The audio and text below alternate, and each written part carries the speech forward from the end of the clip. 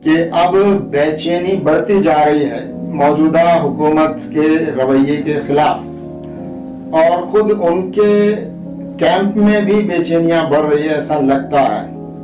और अब लोग बोलने की हिम्मत जुटा रहे हैं, अब लोग हुकूमत से सवाल करने की शुरुआत कर रहे हैं कुछ लोग, लेकिन अभी भी ये बहुत दबी हुई आवाज है, अभी भी बहुत डर लोगों में पाया जाता है।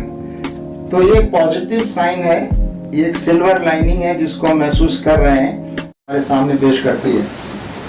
लेकिन आपने जो सवाल किया है उससे ये बात भी निकल कर आ रही है और हम महसूस भी कर रहे हैं कि अब बेचैनी बढ़ती जा रही है मौजूदा हुकूमत के रवैये के खिलाफ और खुद उनके कैंप में भी बेचैनियां बढ़ रही है ऐसा लगता है। और अब लोग बोलने की हिम्मत जुटा रहे हैं, अब लोग हुकूमत से सवाल करने की शुरुआत कर रहे हैं कुछ लोग, लेकिन अभी भी ये बहुत दबी हुई आवाज है, अभी भी बहुत डर लोगों में पाया जाता है।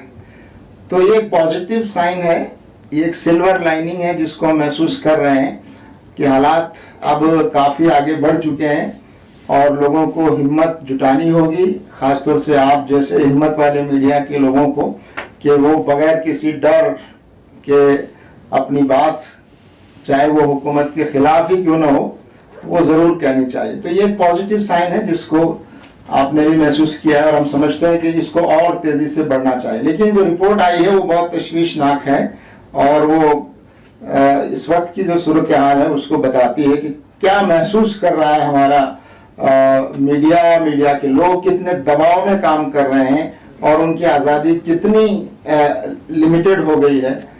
तो ये आप सब भी हमसे अच्छी तरह ज्यादा जानते हैं। सर, आपने अपनी बातें से मुद्दों पे रखी। एक मुद्दा है सर्वे जो हो रहा है ज्ञान व्यापी में, उसको लेकर आपकी क्या राय है? पहले उसको लेकर काफी खिलाफत भी हुई, लेकिन आप कोर्ट ने अलाउ कर दिया वहाँ पर सर्वे होने। बाद में हाई कोर्ट ने वहां सर्वे करने की बात की थी। ये बिल्कुल जो हमने कानून बनाया था पार्लियामेंट में, जो places of worship special provisions act 1991, इसमें यह बात है कि 15 अगस्त 1947 को जिस प्लेस ऑफ वर्शिप का जो स्टेटस है वो स्टेटस बाकी रहेगा, ये बात तय हो गई है। तो इसका पालन करना, वो लोकल कोर्ट हो या हाई कोर्ट हो। आज हम अब बात पढ़ रहे हैं कि सुप्रीम कोर्ट ने भी जो मस्जिद की तरफ से एक पिटीशन दाखिल किया गया था कि ये सर्वे को रोका जाए, सर्वे को नहीं रोका है। तो ये जो लीगल जो प्रोसेस है इसका एब्यूज है और ये माहौल को खराब करने वाला है। इससे बहुत नुकसान होगा पूरे समाज का। जो इशू बाबरी मस्जिद का था, एक बार फिर उसी लाइन पर ये ज्ञान वापी मस्जिद की इशू को ले जाया जा रहा है। इसलिए हम इसको सही नहीं समझते और जो कुछ सर्वे हो रहा है इसको अगर लागू किया जाएगा, इस किस्म की बातें होंगी। तो अभी हम देख रहे हैं कि बुद्ध मजहब के मानने वाले लोगों ने भी अपील की, उन्होंने भी एक पिटीशन दाखिल किया है कि वो जो कुछ ज्ञान वापी की मस्जिद का है वो हमारा है। तो इस देश में कोई मस्जिद, कोई मंदिर या कोई और इबादत गाह, उन सब पर मुकदमे होंगे। तो ये बहुत अच्छा किया था हमारे देश में कि हमने ये तय कर लिया था कि हम 1947 15 अगस्त को जिस मस्जिद का या मंदिर का, चर्च का जो स्टेटस है उसको तस्लीम करेंगे। तो गवर्नमेंट को भी और कोर्ट को भी उसी डायरेक्शन में काम करने की जरूरत है। जो कुछ हुआ है उसको हम बहुत नुकसानदायक समझते हैं। बयान दिया है, प्रेस कॉन्फ्रेंस में उन्होंने कहा है कि मुस्लिम समाज से अपील करते हुए कि वो पुरानी गलतियों को पुनरावृत्ति न होने दें। वो कांच है, बौद्धिक है, शास्त्रीय प्रमाण है, अन्य पुरातात्विक प्रमाण भी है, स्वाभाविक रूप से इस पर वो सोच समझ के फैसला करें। जी जी, आपकी बातें हमारे सामने हैं।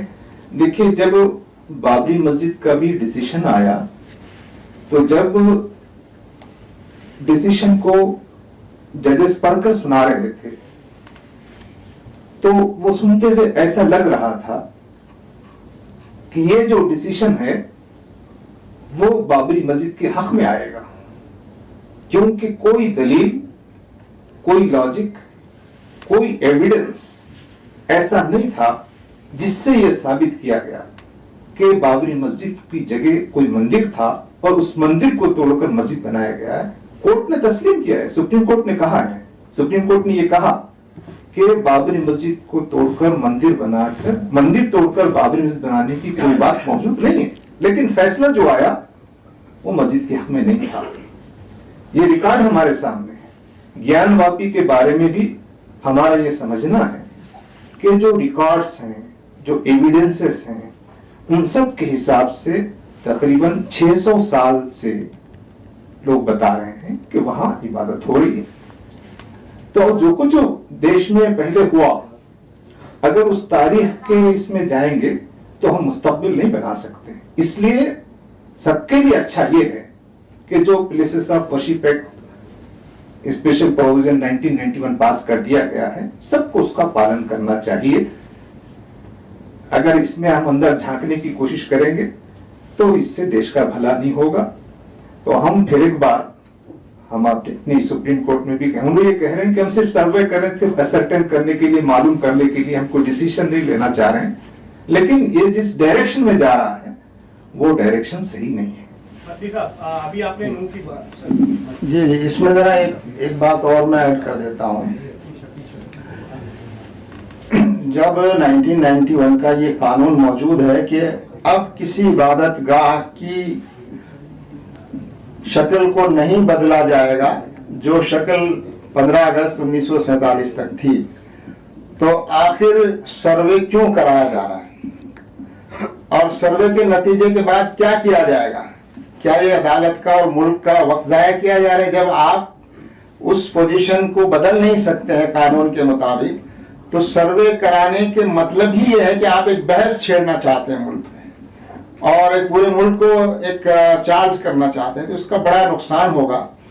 तो ये बिल्कुल मुनासिब नहीं है कि जब मालूम है कि इसका स्टेटस चेंज नहीं किया जा सकता, तो सर्वे कराने का जो प्रोसेस है वो बेमानी है, पूरे मुल्क का नुकसान है और समाज को एक तरह से गलत रुख पर ले जाने की कोशिश हो रही है। लेकिन कुछ लोग ये मांग कर रहे हैं कि प्लेसेस ऑफ वर्शिप एक्ट जो है उसको अबॉलिश किया जाए, और उसकी वजह जो बीजेपी, कुछ लोग तो इस देश को कुछ और बनाने की मांग भी कर रहे हैं, तो मांगे तो होती रहेंगी, लेकिन इस वक्त मुल्क उस कानून से चलेगा जो कानून इस वक्त मौजूद है।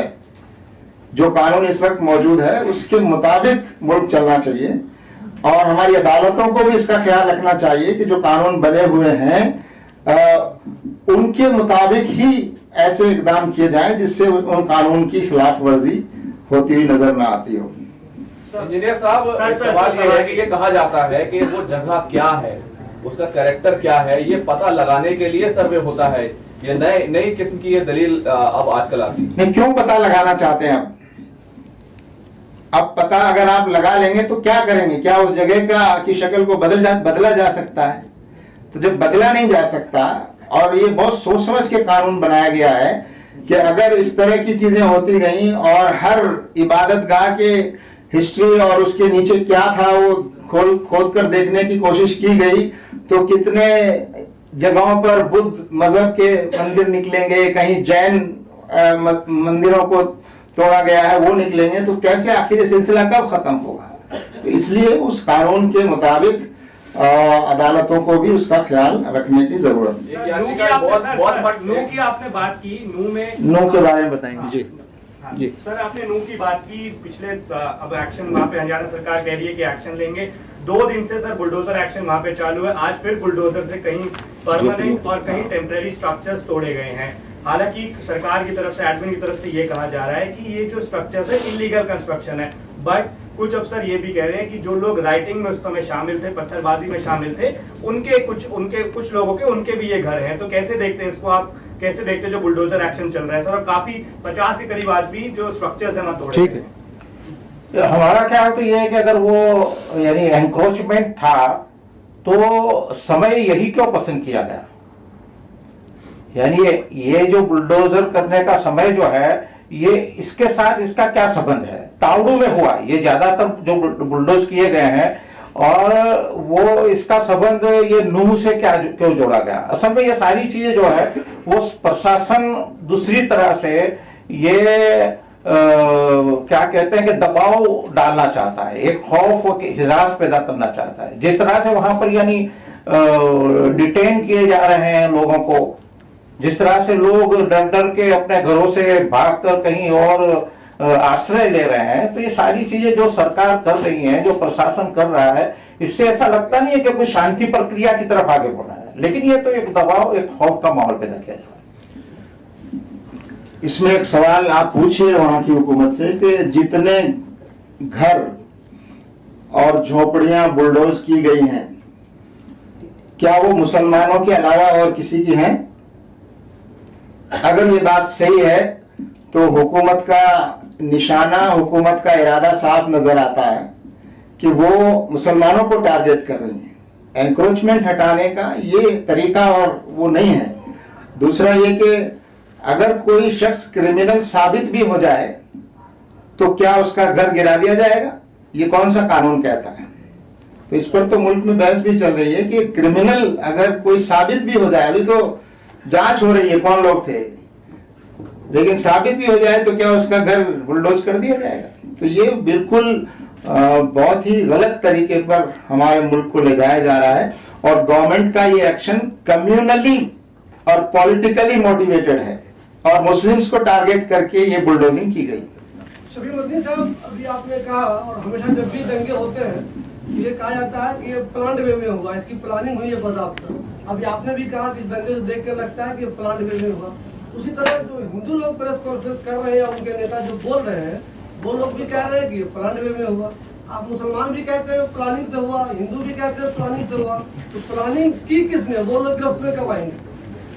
साहब, ये देखने की जिम्मेदारी तो प्रशासन की है, लेकिन हम जब देखते हैं तो पता चलता है ना, ये जो पूरी यात्रा तो मुसलमानों ने तो नहीं निकाली। ये यात्रा जो निकाली गई है वो जिन लोगों ने निकाली, लेकिन इसके साथ वो अनिष्ट तत्व जो है वो शामिल थे, और उन्होंने जो कुछ चाहा था वो हुआ है। तो असल में यह है कि देखना भी हमको पड़ेगा कि किन हालात में यह हुआ है। प्लानिंग जब हम कहते हैं तो वो मुसलमानों का तो इस तरह का प्लानिंग नहीं था। अगर ये यात्रा निकलती ही नहीं तो क्या मुसलमान कोई प्लानिंग करके कहीं जाकर हमला करने वाले थे? तो ये बात सीधी समझ में आती है कि ये कभी कभी प्लानिंग तो अलग तरह के भी होते हैं। हम तो गुजरात से हैं, वो 2002 के प्लानिंग सब हमको मालूम है कि क्या हुआ है। इसलिए ये जो बात जब कही जाती है प्लानिंग की, तो इसके पीछे कोई चीज होती है, लेकिन कोई ये कह दे कि भाई ये तो देखना तो पड़ेगा ना कि ये हुआ किस तरह से, संजोग क्या थे, वो सारी चीजें भी देखनी पड़ेगी। वहां से जो लोग डिस्प्लेस हुए हैं उन लोगों में एक बड़ी तादाद दिल्ली के मुख्तलिफ मोहल्लों में आकर रह रही है। एक एक घर में 8-8, 10-10 फैमिली आकर रह रही है। डिफरेंट इलाके हैं। क्या आपकी नज़र में यह है, उनको आप कैसे डिहाइब्रिटेट करेंगे? आपके पास तो तजुर्बा गुजरात का है, मुजफ्फरनगर का है, आसाम का है, तो आप वहाँ जो तादाद इससे बहुत बड़ी तादाद थी, लेकिन यहाँ जो डिस्प्लेसमेंट हुआ है, ये लोग रिफ्यूजी बन गए हैं अपने इसी देश में, दूसरी रियासतों में। तो ये यानी हमारी मालूमात में भी आया है कि ये कुछ हुआ है। दिल्ली की तरफ भी